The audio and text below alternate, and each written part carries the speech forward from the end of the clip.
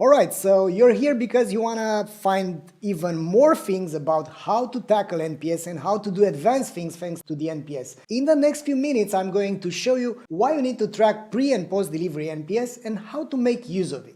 It is essential to monitor NPS before the delivery and after the delivery.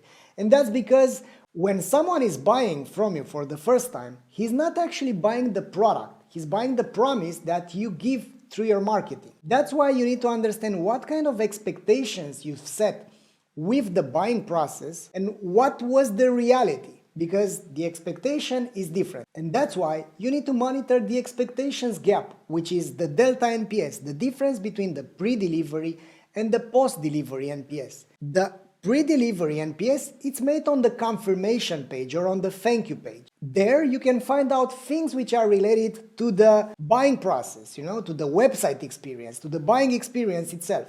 And then the post-delivery NPS is being pushed through email, or you can even use ads or SMS so that you can have enough responses and to understand how was the whole purchase experience. In Omniconvert Reveal, you can find out those things. You can see the pre-delivery NPS and the post-delivery NPS. And that is the delta, right? In this case, you can see that the expectations were really high, right? 71, it's a good NPS. It's not fantastic. Anything which is above 80 is fantastic. And that's where you should be aiming for.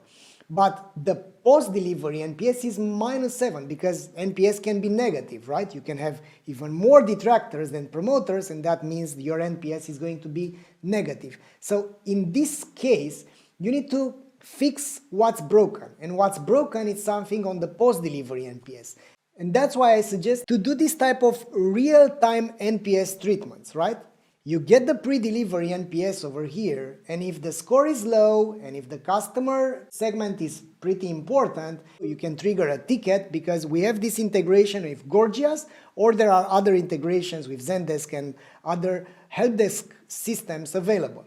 So mainly the idea is to not leave it to chance for the customers to come back. It's very frustrating to share with a company that you are displeased about their products or services and that company to do nothing. So that's why you need to leverage this kind of method. Here's how the NPS looks on some real examples, right? You simply ask them what's their experience, and then you can ask other things. You can implement it for yourself, or you can get in touch with our support team to implement it. Alright, so in a nutshell, that was it. If you want to learn more about NPS, check the CVO Academy. A lot of content around customer experience and how to improve customer lifetime value and NPS. Or if you want to implement it for your own shop or for your customers' shops, if you are working with an agency, get in touch with our support.